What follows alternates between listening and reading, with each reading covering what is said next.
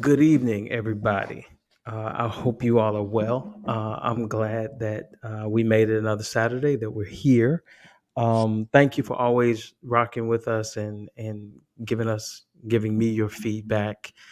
Thank you for taking some time out of your weekend or whenever you catch these episodes. I really, really appreciate it. Keep it coming. Let me know. I told you for the holidays we're going to do some special programming, and I'm looking forward to talking to more people over the holidays. And I've got some great interviews coming up, and so I'm excited about it. But I am especially excited to have this conversation today with this wonderful, wonderful woman. Um, I've known her for a while, and with all of the things we're going to talk about that she has done, and the work that her accomplishments and the work that she does, she is an Emmy winner. She is an entrepreneur. She is a theologian. She is an activist. Um, she wears so many hats and has served our culture in a specific way that I think is has been so needful for us. And so we're going to talk about it. And hopefully this won't be the last time that she'll be here with us. But this is the first time she's here with us. And I want to present to all of you all Rae Lewis-Thornton. How are you? I'm good. I'm good. Happy to be here. Thank you for having me. Thank you for coming along and being with us. I know you've got a million things going on, and central to what we're going to talk about, the thing that I didn't mention is that you are a writer, a memoirist, and we got the book. I got the book, brand new book, Unprotected, a memoir by Rae Lewis-Thornton. Look at these legs. I see you. I see what you're doing. Hey. You walk in the bookstore, you're going to take a double take.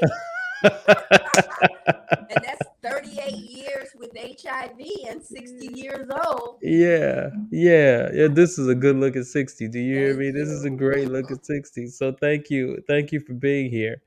Um, there's so much I want to talk about, but I want to follow my protocol. I ask all of our guests. The first question is, if you had to tell us your origin story, and I know for a person that wrote a memoir, you've already done that, and so I want us to go in and out of the book and discuss the book and some of the themes that are in the book. But if for those who haven't written the book, if we asked you your origin story, where does it start? Who are some of the most significant people that are part of that story for you? The first thing that would come to my mind is that uh, the rejected stone became the cornerstone. Um, my parents were heroin addicts. My paternal grandfather took me to raise me. My father was shot in the back of his head by his first cousin when I was 3 years old. Um, my mother lived a life of a heroin addict for half of her life. I didn't meet her until I was 18. Mhm. And my grandfather, who was my protector and um, the foundation of the beginning of my book, died when I was 6 years old. Mhm. And when he died, nobody wanted me. And I was left in the care of his third wife, who raised me. Mhm. And, she's a central figure in my life, which means she's a central figure in my memoir. Mama was an interesting woman. She went to work every day. She was a maid her whole life. She didn't stutter. She didn't stagger, but she started her day with Christian Brothers. She came home. She cooked a meal every evening. She bought me clothes, but most days she told me nobody wanted me. Many days, I was white bitch, red bitch, blue bitch. I was every bitch of the Rainbow Coalition except Mhm. black. Mhm. Um, and I was really in her care, left with just an enormous, vulnerable and an enormous amount of abuse. Viktor Frankl, the scholar Viktor Frankl, talks about how an abnormal situation can become a normal way of a normal existence. And so um, the only thing that was for certain was uncertainty in my home. And that became a way of life for me. And I was always in a state of fight or flight or freeze. I was either preparing to get a beating or a tongue lash, of trying to avoid, or recovering from. Um, by the time I was 10, I had been sexually molested by 4 people. Um, yeah, that was my childhood. Well, let me say this. I'm sorry that happened for you. Um, it's painful to hear that, the title of your book, you were unprotected in some ways, and you thought this was normal. I guess on some level or another. I'm interested in while that was going on in your house. Um, was there a broader community? Were you introduced to faith through the church? Did you have teachers who took interest and invested in you? Your friends, did you find refuge in them? Like, where was the space where you found any affirmation or relief from whatever And was where I going got on? a reprieve from the trauma.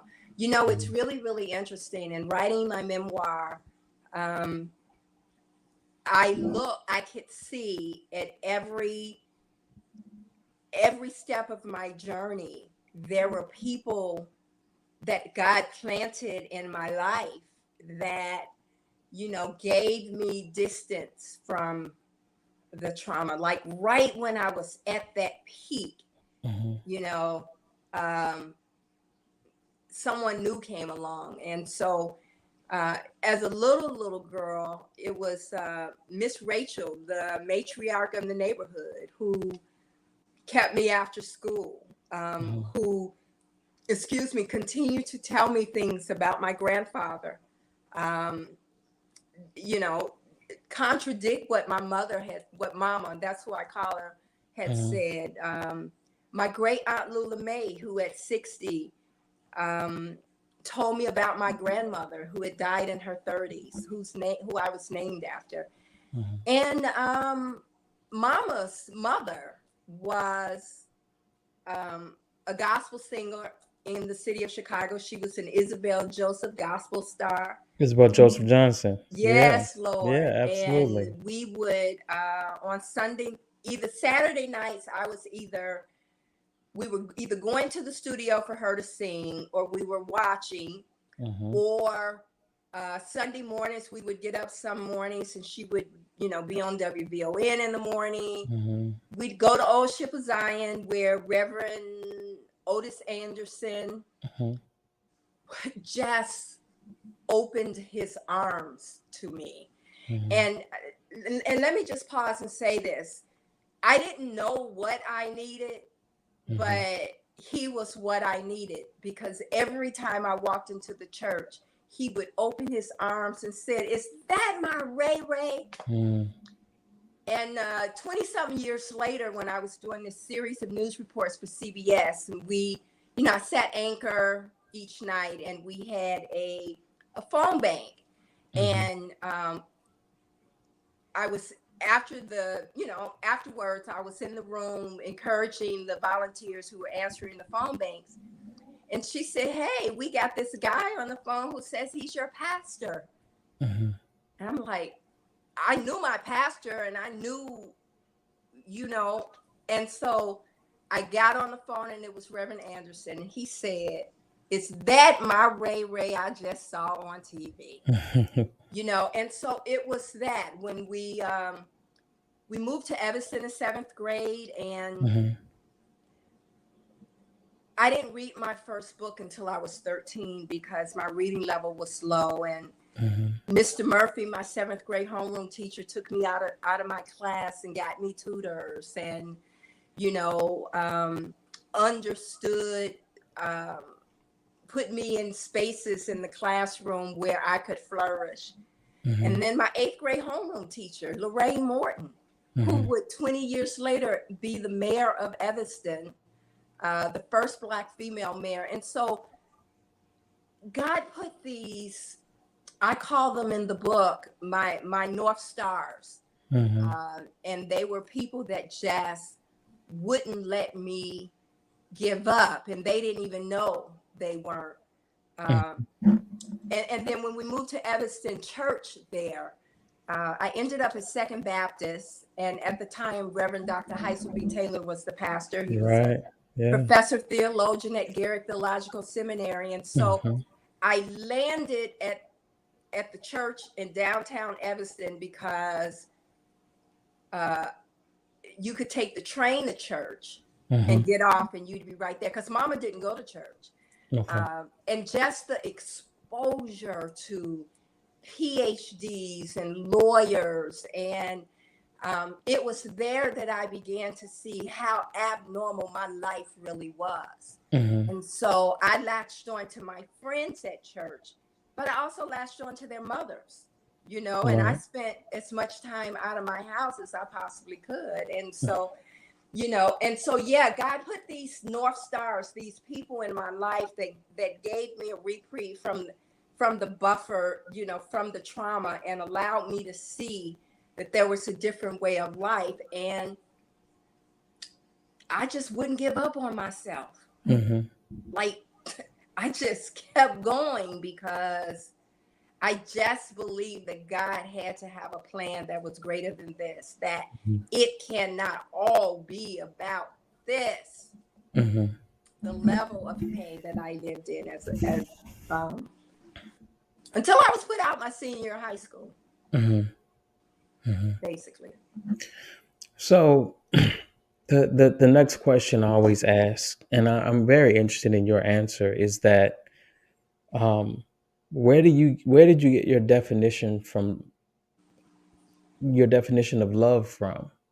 Um, sometimes, most often, we see love is acted out in our homes, and it's never taught, but we kind of observe. Well, this is, I guess, what this is, and then we add our language or find language for it a little later. In your home environment, if that's not modeled for you, um, where where do you get your first ideas of what love is, and who taught you that for yourself?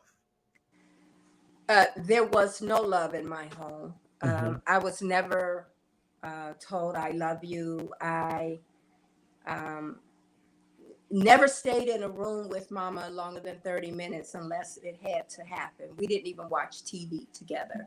Mhm. Um, my stepbrother started grooming me um, when I was 10.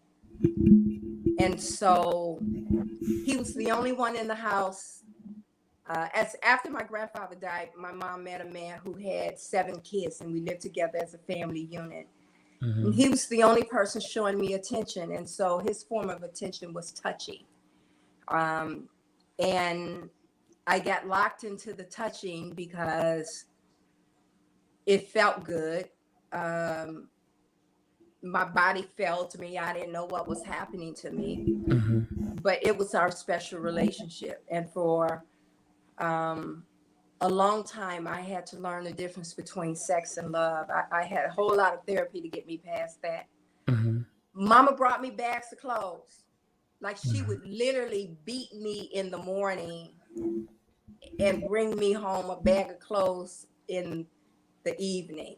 Mhm. And so my obsession with clothes became a form of love. Mhm.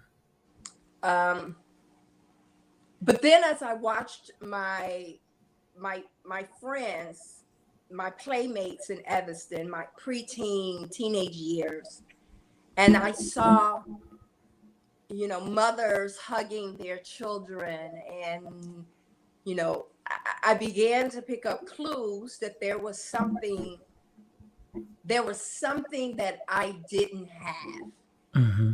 But to be very honest with you, Mm-hmm. it took a lot of therapy. I had to deconstruct what I knew and understood, um, to reconstruct something whole and healthy. Mm-hmm. And I had to work through a whole lot of things that I thought were love, because these were the examples that I was shown. So by the time I was 18, I thought if I give a man head and make him holler, he loved me forever.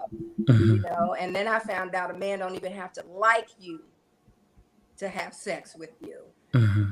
Um, and so when that abnormal becomes normal, you really have to unpack everything you understand about your life, and then begin to reconstruct based upon uh, other social clues, reading. I'm an avid reader, and therapy. I mean, I've had a lot of therapy. Mm-hmm. Um, but you know what? I mean, I woke up this morning and love for me was sitting on my cousin's sofa. She was having a cup of coffee, and I was had a cup of tea, and we were laughing and ordering Spanx. that Mm-hmm. was that was love for me at that moment and that space. And so, um, I've learned to not have expectations of people, um, or demand. So when you grow up in a household, especially when you grow up with an alcoholic, this is how I can put it.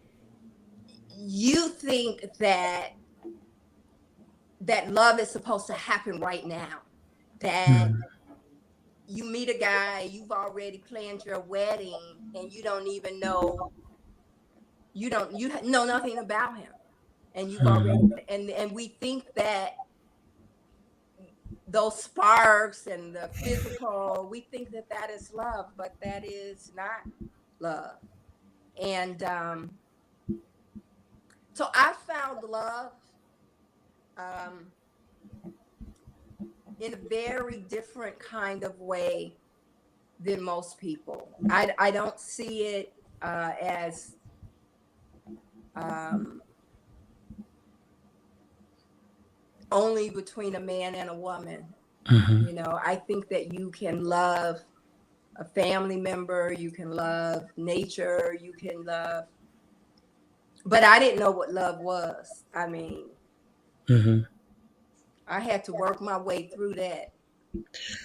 I listening to you, um, I I could see how you could grow into young adulthood thinking that men were the enemy, right? Um, and to take it a step further, that your mother presented a space of harm for you and trauma for you, and it seems like you would grow up feeling like, well, everybody is like men and women are Nobody's safe. yeah, yeah. And so I'm interested in how that seems a very painful existence to try to grow up in, thinking that everybody is the enemy and everybody can do me harm. How did you make peace with the idea that, well, that's not, because you experienced that with them doesn't mean that everybody you meet is that way, right? Did you ever find that for yourself? I did, but I can add another element to it. And so, because I had no family, I was always creating families. Hmm. And people come into your lives for a lot of different reasons. And, at the height of my, right after I was on the cover of Essence and I was on everybody's TV show, and I had a increase, a spike in friends, Mm-hmm. and some of them failed me because I wanted them to be one that they were not capable of being, and had no desire to be, because we we go into situations thinking that this person is going to be my friend forever, or this person's going to love me forever, and that's not true. And Mm-hmm. so I had to really, as an adult, really work through my discernment, and I had to go into relationships, whether it was a male or female, with just the expectation of respect and honesty, Mm-hmm. and then allow it to grow into what it's going to be.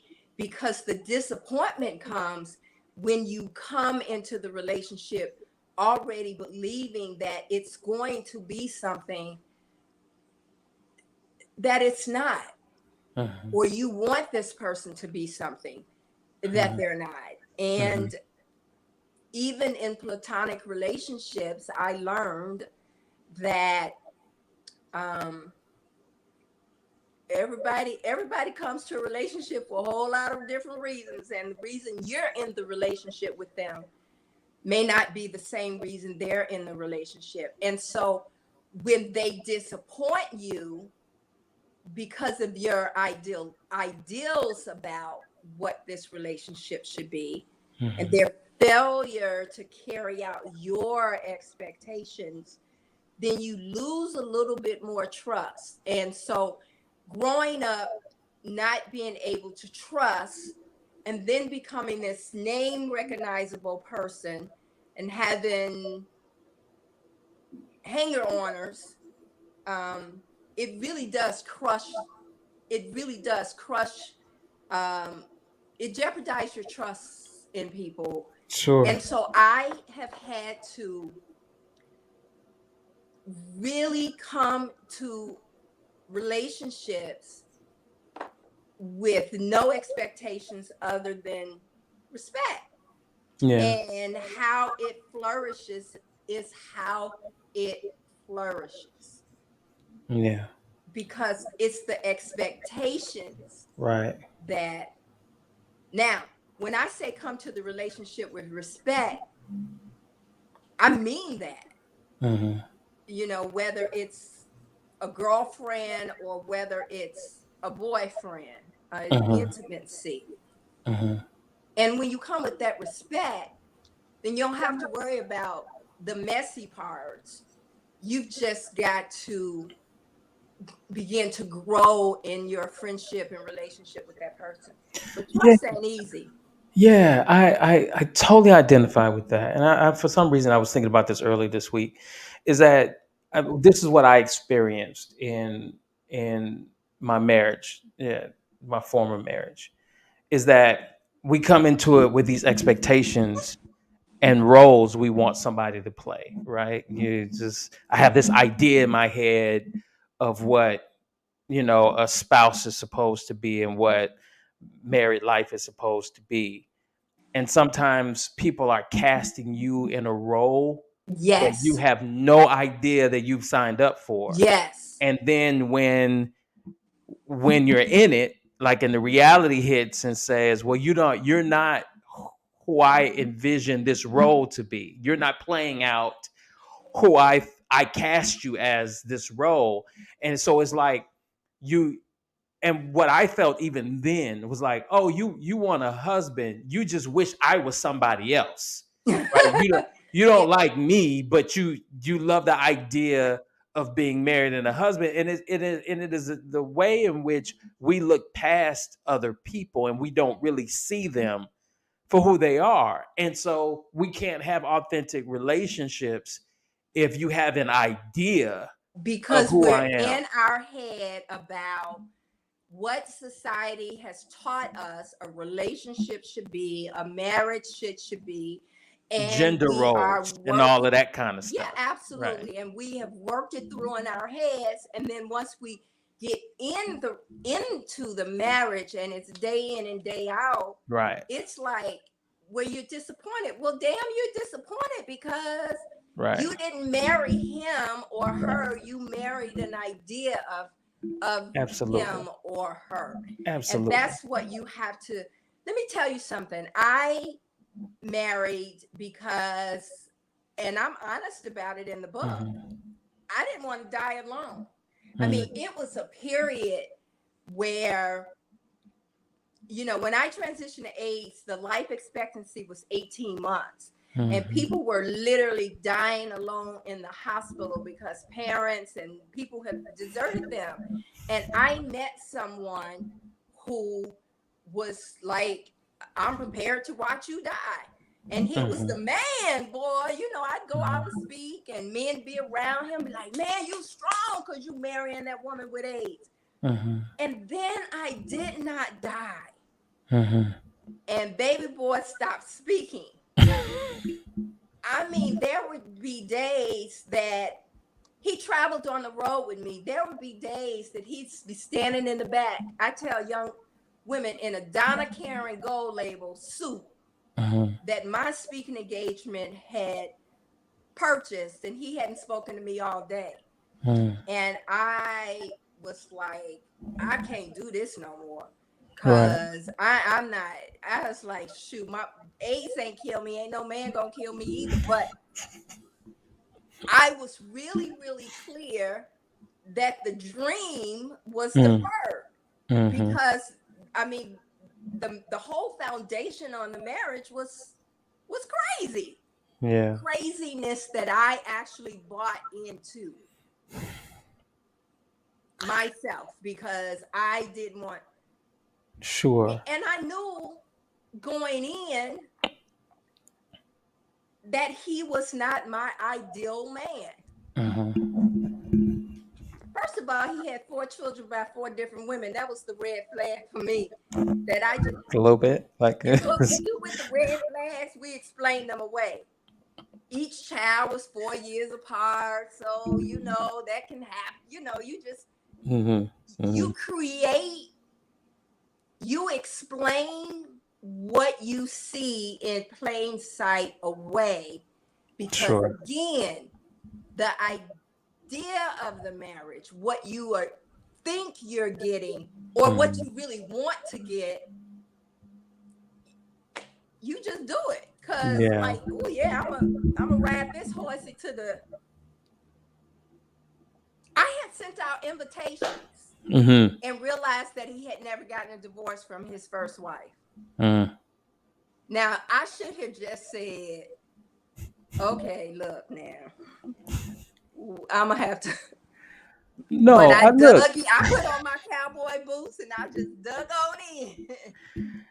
And I totally get it. And I want to talk about, and we're here, but I want to kind of go back before that magazine cover. And I really want to talk about what life was like with that. But to this end, though, that's totally rational, right? For all the reasons people get married for a million different reasons, right? And every million different reasons maybe has 2 or 3 reasons why that they want to get married. And so I totally get, and to contextualize it, the medicine and the science about HIV and AIDS is not as sophisticated and developed as it is now. So you're right. At that time, your window, what they gave you, was pretty short, and to not want to be alone, that's rational.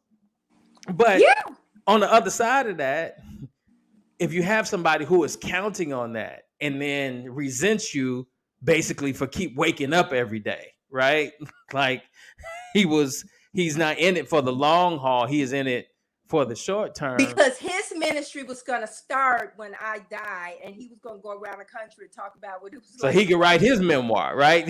Yeah.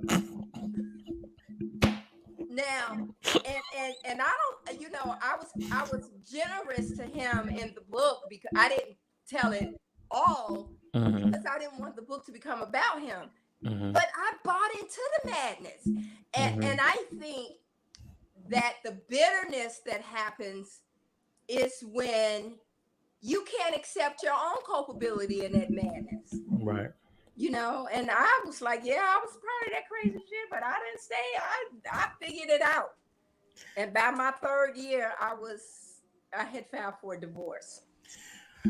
I want to go back to the 1980s. Okay. And I was a kid, so there's an age gap between you and I, and so you were a young adult in the 80s. Um, and around Chicago, to me, when I think about it, it's such a beautiful, wonderful time, from Harold Washington to Michael Jordan to when Oprah, all of them came to the city kind of around the same time. Reverend Jackson, who you talk about in the book, ran for president in 84 and 88. And Chicago was like this epicenter of Black culture, Black politics, Black intellectuals, and Black theology. Like, most people don't know, Chicago has more seminaries per capita than any place in the United States of America. So there's a lot of theology. But what was corresponding to that was a drug culture, was also a queer and gay culture that was very different from what it is now. All of this was kind of underground, right? Correct. And coming out of disco, from the 1970s, going into the pop music of Michael and Prince and Luther and all of those. It was a wonderful time on one hand, and then it was a very dark time on another, because at that point, I think in '82 was maybe the first, and you probably know it's better than me. The first kind of identifying of what they call grids. They didn't 81, yes. 81, and so the science hadn't caught up. They didn't know what to call it, what was happening, and it seemed to be a part of this specific community who was affected by it. I'm wondering, how did you experience that time being a young adult out the house and all this renaissance of culture and art and politics going on, and you're a young Black woman, attractive Black woman, and you're getting out into the world? What was the 1980s before the diagnosis? What was that like for you? Well, I talk about, interestingly, when I was 14, uh, Jesse Jackson, was the Easter Sunday speaker at Second Baptist in Evanston. Mhm. And it was the first time I had ever heard anyone appropriate, um, the death, burial, resurrection of Jesus as a suffering servant. Hmm. And I cried and cried. And I felt like, oh my God has a plan for me. All this suffering I'm going through, I mean, I took it. It was internalized in me.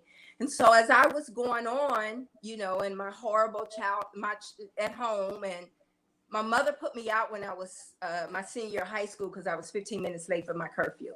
So Mhm. I was basically commuting from the south side of Evanston to Chicago, taking care of myself, working 2 jobs. And I was really fumbling along. And then I went to SIU. And that first semester, I punched out because I was put on academic probation Mhm. because I didn't have any study skills. And obviously, I missed something in school. Mhm. Um, but I started in student government, and I organized 7 bus loads of students to come to Chicago on election day, to knock on doors on election day for Harold Washington. And anyone from Chicago knows that Carbondale is a 6-hour bus ride. Mhm. Um, and so we were how all the students from the downstate schools were at Operation Push. Just give you a little caveat here. Mhm. And at the end of the day, somehow I got put in a leadership position that day. And at the end of the day, Reverend Tyrone Crider, who was the national youth director of Operation Push, said to me, I want to give you an internship. To talk about trust, I thought he was hitting on me and there was something attached to the internship. Mhm. But at the end of the semester, the second semester, I had punched out on academic probation, and I called, and he had a job for me. And I was one.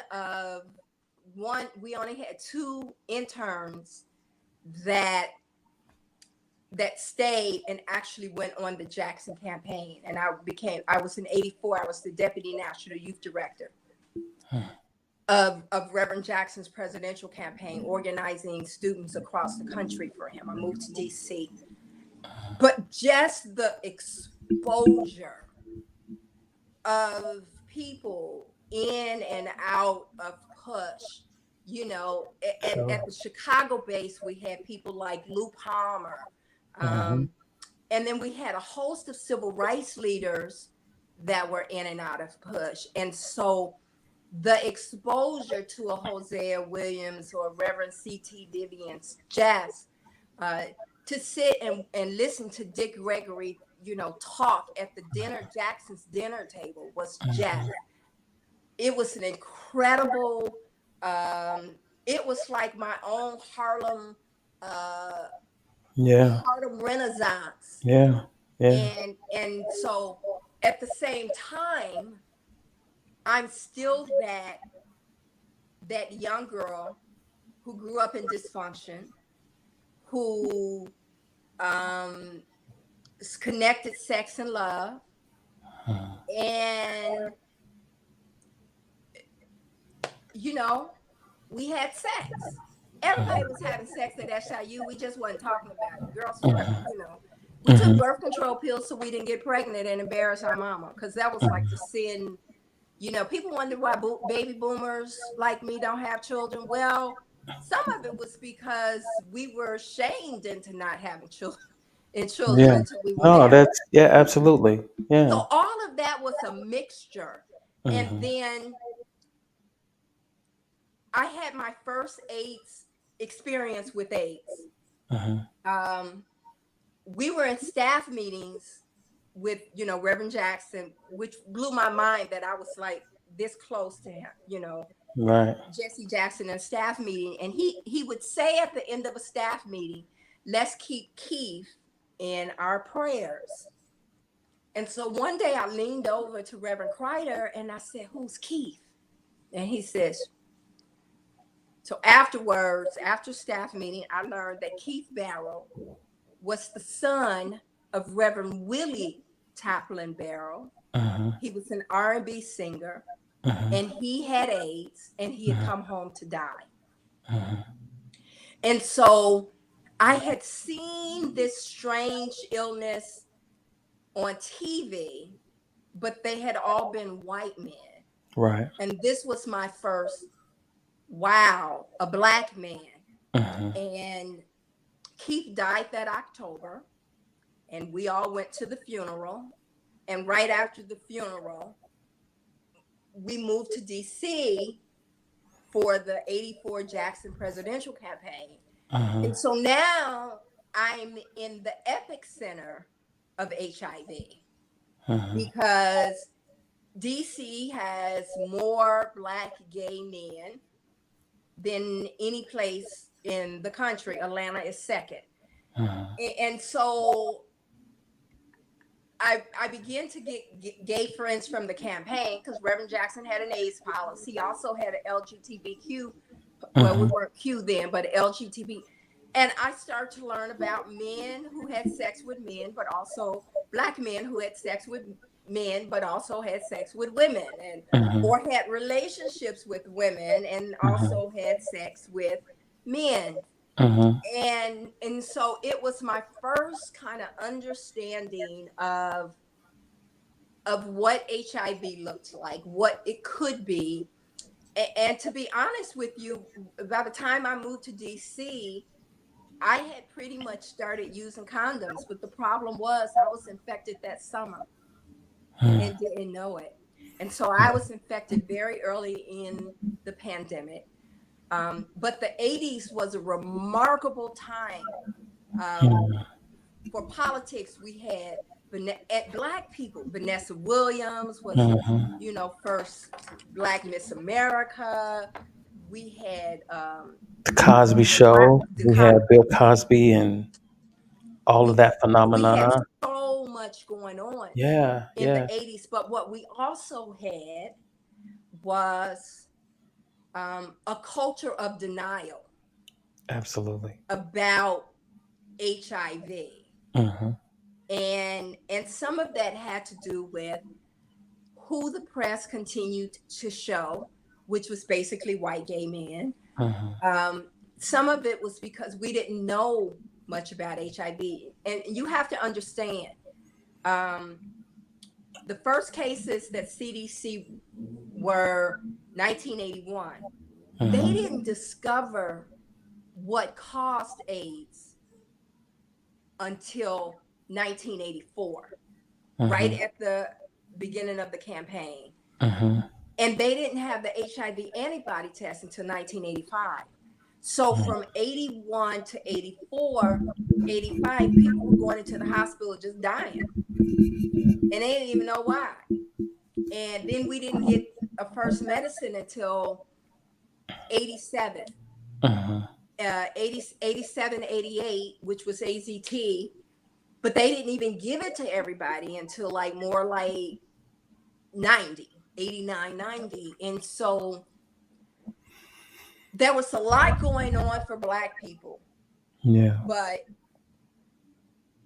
our denial, our inability to talk about sexual relationships and intimacy, um, to really talk about. I mean, we had a whole host of Black men in churches who were gay, in the Sure. closet. Yeah. We had women, which made Essence in 92. Well, first Magic in 92, and then I came along in 94. It's There wasn't a woman in my age group who hadn't had sex. We were always looking for Mr. Right. You're in a Mhm. relationship, meet a guy, you think he's the best thing since sliced bread, the bread rolls, you talk about it with your girlfriends, you laugh about it, you cry about it, and you just go on to the next Mr. Right, and the cycle just keeps going. Yeah. And none of it was really in the context of what we call promiscuity. We guarded our reputations, we took birth control pills. This was the 80s. Right. It's a And different time. It we was a were very different looking time. for someone to love us and marry us, because the end goal was, when you go get married, girl. Right. Right. And that put you at risk, because risk meant anyone having sex without using a condom, Right. because you don't know what somebody is doing when they're not with you. So I want to talk about this, especially I want to talk about the church's response or non-responsiveness during that time. But I just want to pause for a minute and talk about Reverend Jackson, because he just celebrated his 81st birthday. And anybody who knows me well knows that he is one of my absolute heroes. Um, I remember the 84 campaign, and I remember his DNC speech. Were you there that night? Yes, I That's was crazy. on the Yes, convention it's floor. amazing. I remember being at 84 home. and 88. Yeah, yeah. I remember being at home. I was 9 years old. I remember being at home, and my grandmother, my parents, my aunties were around the television, and he gives this speech. And by the end of it, everybody in the room is crying. Like, he was an amazing speaker, and I don't think we appreciate his intellect and his ability to synthesize ideas, and he is one of the most significant figures in American politics, whether they want to admit it or not, and definitely for Black culture. And so, you know, for you to be there when he was Jesse Jackson, we talking about he was what, in late 30s, early The 40s. man. Like Hmm. he was handsome, he was bright, he was articulate, he had presence. He owns whatever room he was Jesse. He was Jesse Lewis Jackson at that moment. Oh, Absolutely. a rock star. And for you to be there in the room around, and I've been around Push, I've been with Reverend Jackson. I know who comes casually in and out of Push. Like it could be, I told him one day, I saw a picture of Reagan at Operation Push. I said, "How did you get Ronald Reagan to like? Who does that? Like, how did just Ronald Reagan shows up at Operation Push? It's like it was kind of like though you would that was normal at Push to have like these amazing political figures and entertainers and academics just come through Push to consult with him, to speak there, and to be a part of that. And you was there when Operation Push was the It epicenter of shaped Black me. politics in It America. shaped me into, I had this raw talent, and they saw something in me, and it shaped me into really an intellectual scholar. You know, I talk a lot of shit, so people don't always see that side of me, but it shaped me into a scholar. I talk about in my book, Dr. Ron Walters, and you were at Howard. Dr. Ron Walters, who was a political genius, was the director of the political science department at Howard, and he was our policy chair. And just having conversations with him made me wanted to learn political theory, you know. But it was, I give Reverend Jackson so much honor in my memoir. My editor said to me, my God, I knew, you know, some pieces about Reverend Jackson, but oh my God, this is incredible. Yeah. This is the secret that people don't get. In 88, Jesse Jackson got more votes at the Democratic convention than Mondale got in 84 to clinch the nomination. He was that close.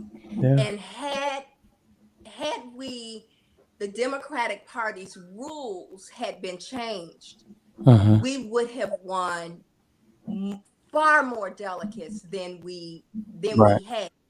I Now, think that's important it's important because it because when we paved the talk way about for Barack Martin Luther Obama King. coming later, Absolutely. he benefits because of the changes that Reverend Jackson pushed for Absolutely. in the Democratic platform. That um, Bingo. delegates. Go Bingo. ahead, explain it to And us. so, no. And that is significant because in 84, they thought we were a joke. But when we turned around in 88, I mean, we won Vermont. I mean, we won white states. And so we were picking up the residuals of George McGovern, of really white progressives, like really, really progressive white people. We won Michigan. Let me tell you something about this Michigan.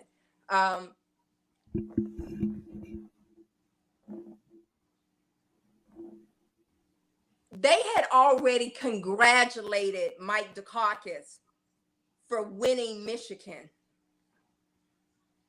an hour earlier. We swept the state, and we swept the state with a Black mayor in Detroit that supported the white candidate.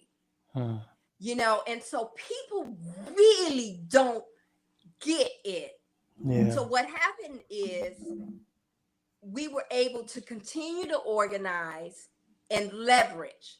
And so by the time we got to 88, we were, because Reverend Jackson really never stopped running for president. after 84. We Mhm. were able to leverage the power. We were able to change the one rule, one man, one vote rule, Yeah. which gave more equitable proportion of delegates to the popular vote, Right. which opened the door for Barack. Yeah. But it was just an amazing time for Yeah. someone like me Yeah, I to bet it be a was. part of it and to be in it and to be Yeah. exposed to so many brilliant people. Um, and Mrs. Jackson took me under her wing, Mhm. you know, and I became Little Rae. I tease sometimes at 60, I'm still sometimes Little Rae. Mhm. And she this is what I want to say about the Jacksons, Mhm. especially Mrs. Jackson, because she didn't know anything about me and just extended herself Mhm. unconditionally, allowed me to sit in at her feet, at her doorstep, in her house, in and it made me a better woman. Mhm. It made me, it was at a critical time in my life, and it made me a better person, and it made me want to be a better person. Yeah. And I Yeah. remember, let me just say this. Mhm. You know, when I was first diagnosed with HIV, and I talk about this in the book, I kept it a secret for like 7 years. And when I transitioned to AIDS, I hadn't told the Jacksons. Mhm. And I will never forget standing in Reverend Jackson's kitchen. And I said, Reverend, I got to talk to you. And I said, it's serious. And he joked. He said, what, you pregnant? I was like, no. And I just bust out, I have AIDS. And he said, you mean you have HIV? Because AIDS was a death sentence. He Right. had, Right. he knew what AIDS looked like. Right. And I tried to like, just give him all this information. I was rambling on. And he said, stop. He said, I loved you before AIDS and I love you with AIDS. Mhm. And then we prayed. And then he said to me, have you told Jackie? And we went into the dining room together to tell Miss J that Mhm. I had AIDS. Mhm.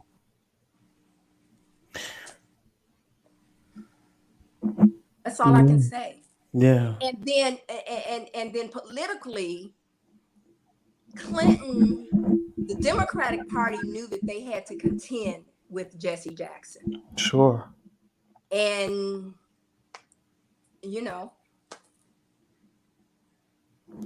92 came around and they hit Mhm. hard. Mhm. And it destroyed some of his moral authority. Yeah. And but they were afraid he was gonna win. He was gonna run and win that next time around. Yeah, it was a very, it was a very, very interesting time for politics and for Black culture. Um, and so I want to talk about your diagnosis. Um, how old were you when you found out that you had HIV? So there had been an Amtrak accident. I was working in D.C. in Mm-hmm. politics. Mm-hmm. There had been an Amtrak accident in Northern Virginia. There had been news reports about blood shortages. And so, because people were afraid to donate blood because of HIV, and I Mm-hmm. thought, how absurd. Mm-hmm. So I organized a blood drive at my job, baked cookies and brownies. And what I thought was a thank you letter was a letter telling me something was wrong with the blood I donated. And the next day I went to the Red Cross and they told me I was HIV. I was 24 years old. Mm-hmm. Um, there were no medicines to treat HIV. Um, and I tell people that if I did not know God, I probably would have walked out of that Red Cross building straight into the Potomac River. Mm-hmm. Um, You know, there were no examples of women with HIV. Mm-hmm. That same year, Cosmopolitan did an article that January, um, on HIV that said women with normal vaginas who have normal sex cannot contract HIV.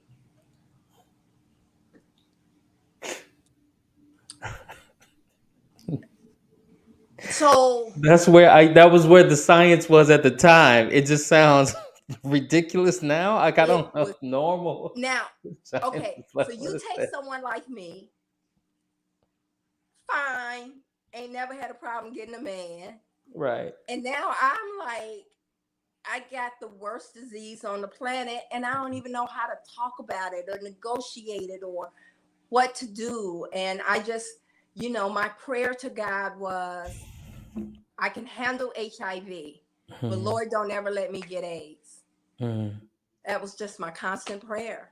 And I just really basically just went on and didn't deal with it, didn't talk about it, told very few people, told the guys I dated, which I found out wasn't no big deal after a So while. so were you in a committed relationship when the No, transfer of the disease happened, or was this like a kind of one off kind of, wild night and it just was what it was?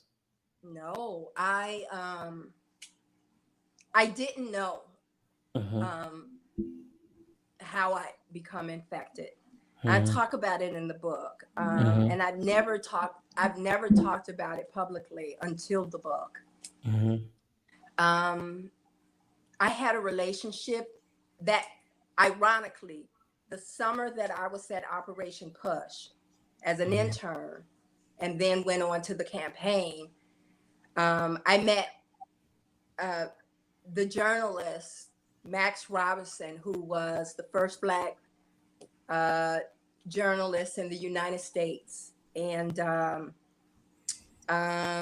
had a summer relationship with him, Mm-hmm. and I didn't know I was infected, and he didn't know he was infected. And to this date, he is the only person that I know of that I have had sex with, that has died from AIDS. And Mm-hmm. so Did he you got all ever sick. talk about it?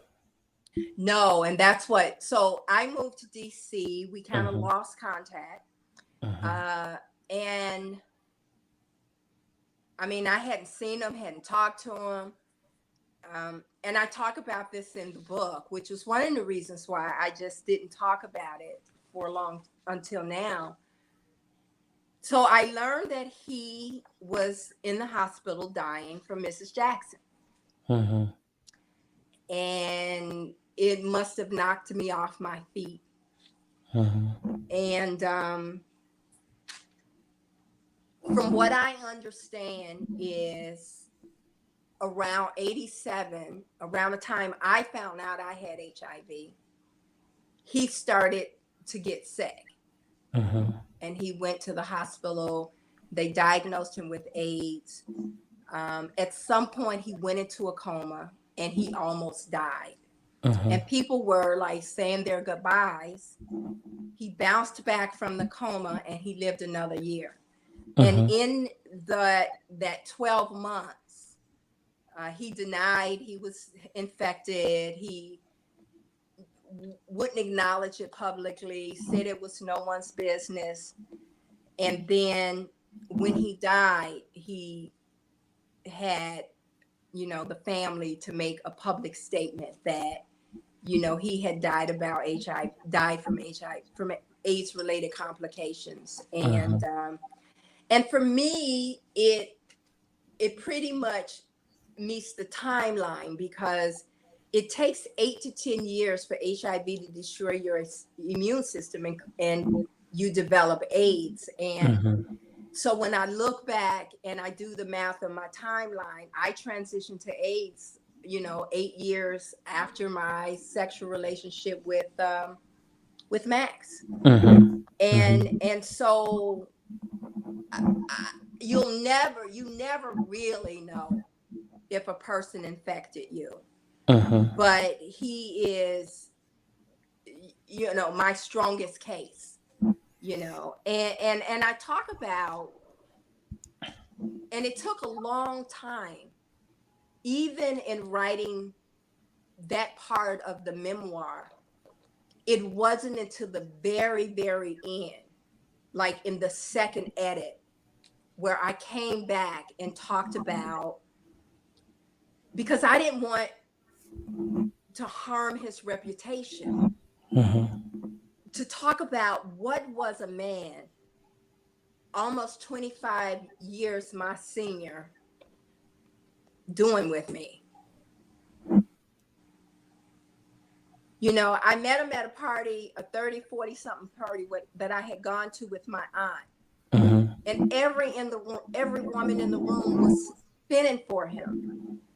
Um, So if you're in your 20s, he's in his 40s, 40s. 50s. He was 44, 45. I was 21. Mhm.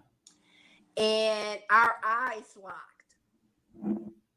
And wait, I talk about how the women had on these beautiful sundresses. I had on the uniform, the preppy uniform, which was Levi's 501 jeans, brown boat shoes with corks on them, Azai shirt, button down Oxford shirt, and an Azai windbreaker. And our eyes locked. Mhm. And he made his way to me. And the first question he asked me was, "So, what do you think about a black man running for president?" Mhm. And Lord Jesus, I'm in staff meetings with Jesse Jackson, and he's asked me the question that I can answer. Mhm. And I was the prize. Mhm. I went home with him that night, and I continued to see him over the summer. Mhm. And I saw him really until I moved to DC to go work on the campaign. Mhm. He was a brilliant man, and my God, he was a brilliant man. Mhm. But he had no business with me. Mhm. And we put a lot of the earnest on young women. But the fact of the matter is that, my abnormal was normal for me. Right. And so I didn't know how to determine, I mean, really, no, I just felt like I had been chosen. Mhm. And don't everybody want to be chosen? Yeah, I'm wondering what was your process of forgiving that 24-year-old, your 24-year-old self, right? Woo! I don't have, I guess, as dramatic an experience as that, but there were some things that I experienced in my early 20s with divorce and some other things, that it took me a long time to get a perspective, to look at my 20-year-old, 22-year-old self and be compassionate with myself and forgive that 22-year-old kid for what they didn't know, for the best they were trying to make out of life and figure it out and all the like. And I recognized that I had lived a large chunk of my life being either ashamed or resentful of the 22-year-old me. And it took me a lot of hours in therapy and a lot of praying, a lot of all of that, to look at it and be like, you know what, it's okay. Like, I'm not ashamed of you anymore, and I forgive you, because at 22, what do you know? And I suspect you could look back at your 24-year-old self and sense the same thing. Perhaps shame, perhaps being angry at that kid, being, all of those things. Did you find it within yourself to be It took compassionate a toward that lot. that person? It took a lot of therapy Yeah. to even like myself. Yeah. Um, I was 29 in the therapist's office. As I was transitioning to AIDS, I said to her, you know, I wouldn't be in this situation if I wasn't having sex all the time. I've been having sex my whole life. I was having sex when I was 10 years old. I was having sex when I was 6 years old. And my therapist says, Rae, how does a 10-year-old have sex? And when I tell you I cried, like I'd be at work and I'd start crying Yeah. because I didn't understand even that my body had failed me, that I wasn't having sex with my stepbrother. I wasn't having sex with my aunt and her girlfriend. They raped me, Yeah. you know. And so just the baggage Sure. of being sexually abused and sex becomes a way of life Mhm. leads into the baggage of your own mistakes and mishaps. So And there was no way you could have made a good decision, right? I mean, there's this. It nowhere, wasn't on. It wasn't even an option it for went you to choose nowhere better. because I didn't know what a good decision was. And Absolutely. by the time, okay, so my cortisone levels were always elevated. So I had deregulated cortisol. So I was always making decisions from the least intelligent part of my brain. And Yeah. by the time it got to the cortex, it was too late. And if your body is exposed to certain chemicals too early, you're gonna live in an altered state, right? And so Yes. you're not even processing fully, completely by the time you're in these life consequential situations. And so I A I lot could of have, therapy, yeah, I could period. have a lot of compassion for you at 24. But you having compassion for you for that 24-year-old self Didn't is a happen. very different Didn't experience. happen. I was Yeah. still in my 40s Hmm. Yeah. trying to tell myself that it was okay, that every decision I made, that it was okay. Yeah. It was okay. I did Yeah. the best I could with what I knew and what I had. Yeah. And as I started to really deconstruct that person, I and understand what healthy looks like, then I felt as if I had an obligation to live the life that I was asking other young girls to live. And Mhm. so it took me until my 40s to say no to something that I knew was unhealthy, even though I was lonely or whatever the dynamics was that made me go and have sex with somebody's husband, you Mhm. know, Mhm. because my coochie must be made out of gold because shit, he want to have sex with me and I got AIDS, man. And so little girls with low That's one way to self-esteem, look at it, I suppose. baby, you couldn't tell me shit. I thought I was the bomb. But then I had to get to a place where like I really wanted to like me. Mhm. And so I had to begin to, because now I know what I didn't know. Right. And the question, because Maya Angelou says, when you know better, you do better, and that's a damn lie. When Mm. you know better, you keep doing what you do because it's easy. Yeah, and to take it a step further, sometimes you don't know what you know till you know it, right? Correct. By the time you know it, stuff has already done happened. Like you know it now, but what you know doesn't change the past, right? You come into knowledge and revelation when you come into knowledge and revelation. And so it's easy for us to look at all of our lives, look over our shoulder and be like, oh, I see clearly now. Well, yeah, just because you know now, you didn't know then. And there are so many things that happen in our lives sometimes that we make decisions in the moment and we look back over and we're like, I would have made a different decision had I known, but we didn't know, We right? didn't know.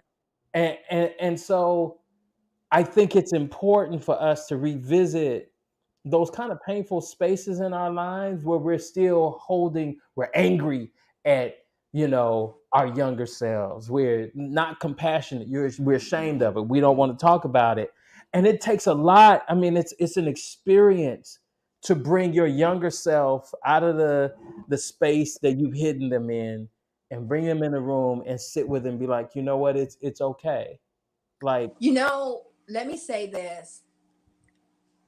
In all the 20 something years of speaking, it was never cathartic.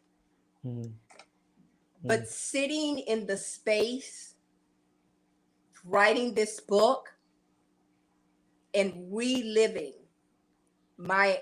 I literally took myself there and relived every step of the journey. I came out a healthier person, a better person, a forgiving person. It was as if I was like God was showing me all of those little places where you've been hard on yourself. mhm, I talk about a situation. I didn't even realize I was being sex trafficked because I didn't have the language for that. mhm, But writing about what happened in that period, it was like, whoa. mm, Let me tell you this. So when I was writing about the sexual abuse, my stepbrother and the grooming, um, you know, for a very long time, I was hard on myself because and that's what we try to get people to understand, that sexual arousement, even from the abuser, feels good, mhm, and the body fails you. And so even as I was writing, whew, as I was writing, I started to become aroused. mhm, And I was like, I kind of laughed it off. I called a friend. I was like, this is crazy. mhm, And then in therapy, it was like, ding dong. Now you see the body, your body failed you when you were 10, and it failed you when you were 57. And that's not your fault. You can't control everything in life. And so my therapist and my psychiatrist both held my hand through every piece of the journey of writing this book. And and one time I had a trigger that was so bad, and it was in public, that I couldn't stop crying. And they stopped me from writing for a good month.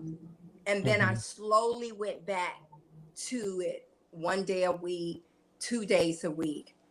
But I was able to see my life at 57, 58, 59, 60 in a way that I couldn't before as I was writing the book. And I Mhm. came out just good. Like, woo. Yeah, I'm so glad you had that for yourself. I'm glad that you found that inner freedom to kind of release that. That had to be heavy, and it had to be lonely too. Um, and I recognize there are people who live in that space who never experience that kind of release to kind of let that go and be compassionate to yourself and be understanding and caring, the kind of self-care that can only come from you. There are people who never experience that. And I recognize that in people. I recognize that in me. And when you're able to experience that and kind of unburden yourself of that, that's a human. That is one of the ways we fully live into our humanity. That we are able to extend not just forgiveness towards other people, but for ourselves.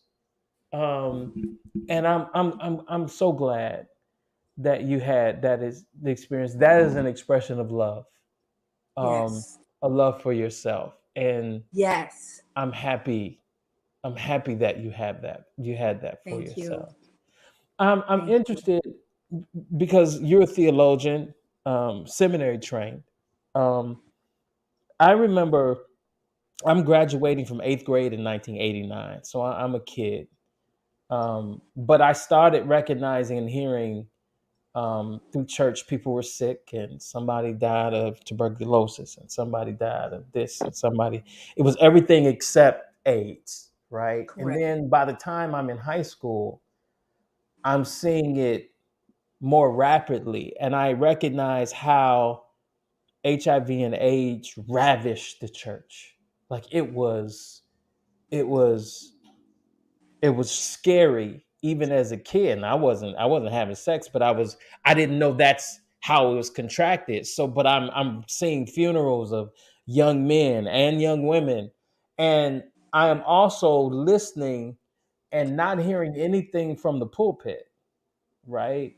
um and I recognize now how far behind the curve the church was in addressing this head on, to looking and being honest about people's behavior, and having more of something to say than just you're going to hell, or you deserve whatever happened, deserved it, or getting up at a funeral and acting like what has happened has not happened, right? I'm interested in during the early 90s because your Essence cover came out 94. Yes. Okay. By that time, it was it was if it wasn't a pandemic, it was an epidemic. It was, It was the pandemic yeah, and more African Americans. There were more. Um, it was like the number one killer between the ages of 25 and 44 among women and men, black women sure. and black men. And Absolutely. so, I mean, it was, we were dying at Yeah, a disproportionate rate. Um, absolutely.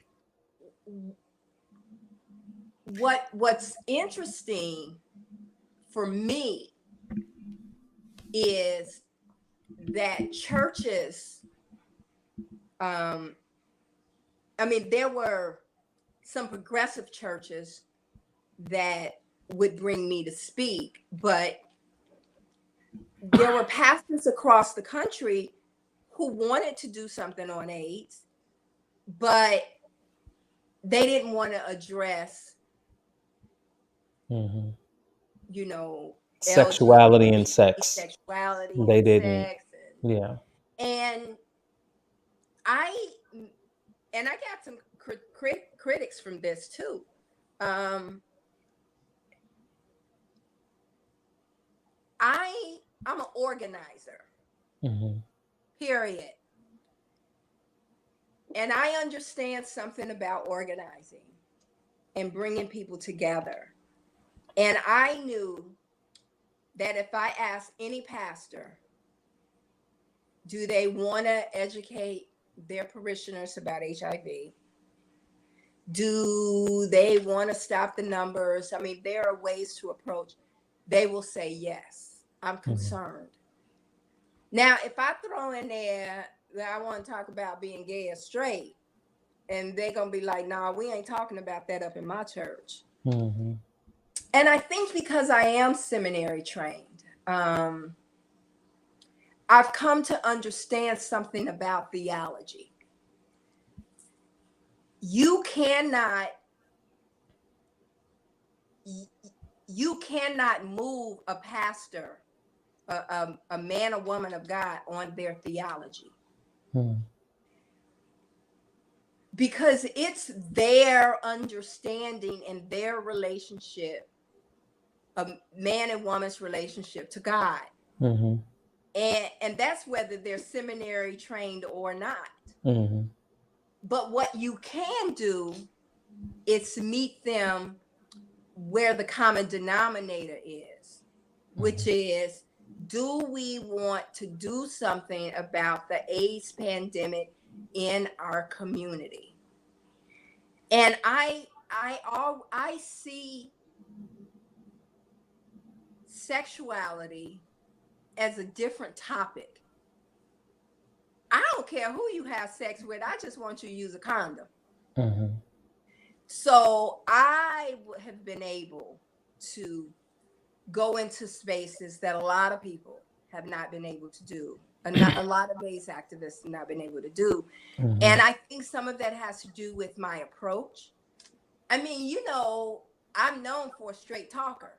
So once I get through the door, I say whatever the hell I'm going to say. Just don't bring me back, whatever you want to do. Mm-hmm. I've had pastors let me test. I've had Mm-hmm. pastor. In fact, Reverend Jackson hired me in 95 to do a testing campaign for him. Mm-hmm. And we brought ministers to push on Saturday morning and tested them publicly for HIV. Mm-hmm. And so, yes, let me say this. As a whole, the Black church failed us around HIV/AIDS. We were slow to the table.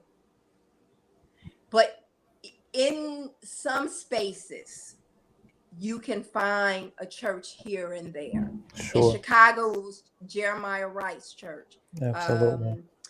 Fellowship, Reverend Clay Evans. So, and he's missionary Baptist. Yeah. But Yeah. and it was a hard sell. But then they started losing their people. And then it was like, okay, what are we going to do? How are we going to address this issue? And it was the how. If homosexuality comes up, then I'm going to answer the question. But I didn't come here to talk about whether you were gay or straight, whether it was right or wrong. I came here to tell you that our people are dying from this disease. It does not matter who they have sex with, and educate them to the best of my ability. Yeah. So that they can walk away thinking about what they have to do about their lives. I'm interested about your perspective, and where do you think that the Black church is now versus within, because you've seen the full gamut, and all of the decades now, to the church's responses to some churches now who are horribly progressive on these issues. And yet now still there are spaces in churches and large, groups Where of you cannot churches. talk about.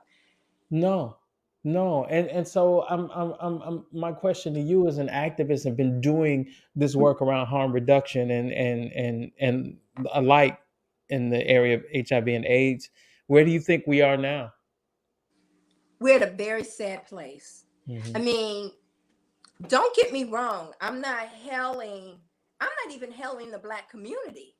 Mhm. because the stigma and a shame it's does has done is doing continuing to do so much damage around the issues of HIV/AIDS, Mhm. you know. And so we're not hit hard in our major cities, but we're hit in the South, in cities in the South. And so um, we have not, our understanding and our attitudes about HIV/AIDS has not Mhm. caught up with science. Mhm. Science is down the street and we lagging. For Mhm. example, my viral load is undetectable. I can have sex with you and not use a condom and not infect you. For example, I can't, and that's important because Mhm. 38% of newly diagnosed infected people are people who are infected by people who didn't know they were infected. And Mhm. so testing is so critically important. But people don't want to get tested because they don't want to know, because they Mhm. don't think the family and the community is going to accept them. Mhm. So stigma and shame is still a very vicious cycle in our community, Mhm. and it keeps us from staying in care. It keeps us, we're not, our viral load isn't as virally suppressed as our white counterparts. And Mhm. so, yeah, the Black community still got a whole lot of work to do. We have got to get past, because everybody is doing it, everybody has done it. Mhm. Um. And Jesus talks about love. and Right. and and our lives and our ministries have to be love centered. Absolutely. Um. And there's no way for us to condemn and then love and help in the same space, right? Yeah, That we're going to you have know, I to. tell people, you sitting up here gossiping, as soon as I leave, we get this program in, you gonna talk about how much I cuss. That's a sin. Gossip is a sin. Gluttony is a sin. Let's write a Yeah. list. Right. Right. You're right, and I think that is where the conflict comes in. That the church feels like, uh, if we give condoms away, then we're affirming certain behavior that our moral consciousness won't let us accept, right? It's like not giving condoms away in jails. Well, if you do, then you're affirming the fact that these people have sex with one another. But to Absolutely. not do it is to allow disease and all the like to run rampage in order to keep your conscience clear. And you can't, and I think that's what Baldwin says. Du Bois echoed, and it says this too. To be conscious is to be in pain, because our consciousness makes us responsible to what we know, right? And so when we come into knowledge, we can ignore it, but we can't unknow it. Right. And the issue with HIV and AIDS is that it's a matter of life and death.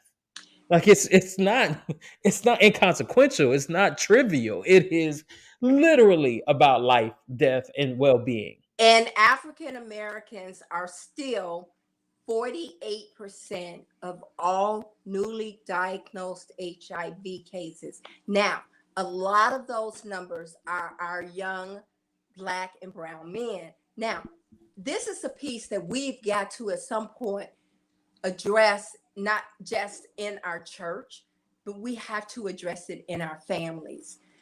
We have really got to begin to create a space for our young men to live as whole and as healthy as they could possibly be, because the trauma around their sexuality leads them to unhealthy decisions. Mm-hmm.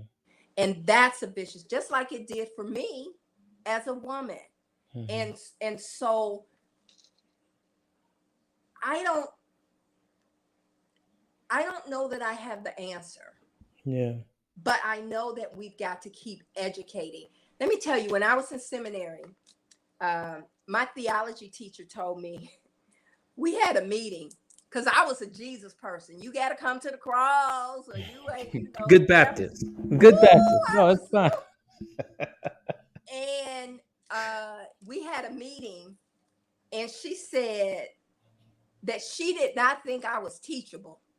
Mm, But then she checked, because I had never had a class with her, but then she mhm, did some checking around, and actually I had won the McCormick's highest honor in church history. Like, I was getting ready to work on my PhD, so she couldn't understand how I just wasn't moving. mhm, And that just took my own reading, my own self-awareness, my own relationship with God. I was in Bali when I first started. I did a retreat in Bali when I first went to started working on my memoir. mhm, And I went to the water temple with my the day before I left, and people were jumping in the water, and mhm, I wasn't doing all that. I wasn't doing all that crazy shit.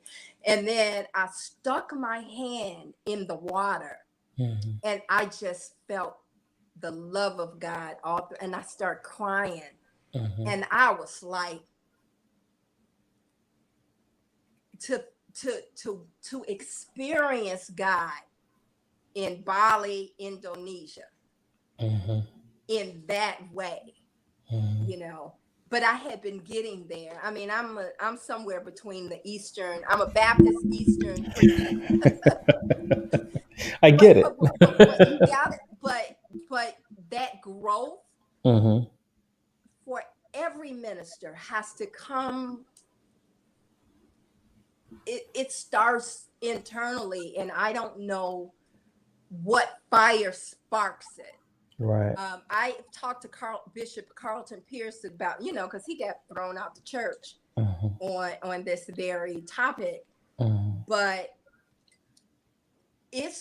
he came to that place where mhm. he believed that the love of God is greater than all that other stuff, Yeah. And so I don't know how we get, ministers to that, to wanting to grow even as a minister. Yeah. Don't you get tired of preaching the same old shit every Sunday? Man, you done recycled that Yeah, sermon I'm a not it. thousand times. Oh, child.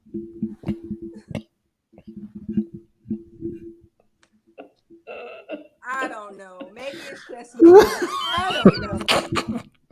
I know I'm not supposed to be laughing. This is But one of it's the the craziest interviews I've had so far. This is incredibly entertaining on so many different levels. What can I Okay. say? I just see it the way I just tell it the way I see it. Ain't no point. I Okay, mean, we yeah. can lie and pretend, and I can Hmm. be all this and that and sophisticated, but just like, Hmm. damn, just write a new sermon. Got you. Yeah, yeah, yeah. And now that the mega church is winding down, COVID did that. Hmm. It's like, what are we giving to the people? Yeah. The people are hungry. I think that the church is evolving in ways in which we can't really perceive Yeah. yet. I don't think that it will look the same as it has the last 25 years or so. And so I think it's wonderful to see the changes that are happening and in ways in which we're moving forward. In some ways, I think we're stuck. Um, I thank you for this. We're way over time. Oh, I'm Um, getting ready to tell you. Look, but if we, it was a good conversation. Thank you for it. Thank you for your openness, to your no, willingness to bring me. I'm provocative, and it's fine. Um, so I got one more thing for you, and then okay, I want you to talk to us and tell us where they can get absolutely. the book from. Um, Amazon and Barnes and Nobles online. In Okay. Chicago, there's some autograph copies at the shop in the cultural center, but Amazon online, Okay. Barnes and Nobles. Unprotected, a memoir. There'll be It's a two books called Unprotected. Billy Porter's book is also called Undetected, and you don't want to know my opinion of that. But since my title was out first, it wasn't published, but it sure been out. yeah, But yeah, it's yeah. all good. Mm-hmm. Respect That's for a fine. black woman. That's what did Malcolm say. The black woman is the most disrespected. That's all I can That's what say. he said. That's exactly what he said. You all can find this. It's a great read. It's a she's a Ray's a wonderful storyteller, and so there's so much to be gleaned and learned from this. And so thank you for writing it. I know writing is rewarding, but it's also painful. It's an Oh, experience. And you gave birth to this, and I know it's painful. And so I'm excited about what it's going to do, and all the conversation, all the other conversations you're going to have about it. And so, you know what? Let me say this. I want to thank you for how you have served the Black culture. Your presence opened up consciousness for millions of Black people and dragged us into the truth that we would have rather ignored. And that had to be a tremendous burden. That had to be very isolating and lonely for you. yes. And you could have, at any moment, given into your body and quit. And as many people might have expected you to do, but you didn't. And it is more painful to stay alive than it is to die most often. And you chose to live. And thank you. Well, Um, Thank you for that. Thank you. In 1994, I'm 20. You know, I'm just no, I'm not 20. I'm 18, 19. You know, just graduated from high school, and this to see the cover, the Essence cover that you had in the back, open me up, that I couldn't ignore what was happening to you and to what I was seeing around me that I didn't have words for. And so, Rae, for all that you've done and for all your endeavors, thank you for staying alive and your will to survive this, and not make this all of your story, because there's so much more to you than this. But you've served us in a very specific way, and thank you for that. you're welcome. Thank you. Thank you for having me. And Yeah. I hope people would support me. Go buy my book. I self-published. It was a long, hard journey. Yeah. I Yes. walked, I had a publishing. Let me just say this, and I am Hmm. going to have to go. But Hmm. I had a book deal with an A-list publisher about 15 years ago, but they didn't want me to contextualize, and Hmm. I knew that the story had to. I knew how I needed to tell the story, and I knew the story that God wanted me to tell. I just had to get right and ready to do it. Yeah. Yeah. Well, thank you. Thank you You're for it. welcome. Absolutely. You all go grab it, support her, support Rae, and be safe, be well. Thank you for all of our who's watched with us, who's been with us all this time. Thank you for rocking with us. I see you all. I love you all very much. Thank you. All Rae, right. take care of yourself. Love you very much. Love you. And you have to come back. That's the I thing. You got will. to come back I will. one day. Absolutely. All right. Take care. You All all right. take care. See you all Okay. next week. All right. All right. Bye bye. Bye bye.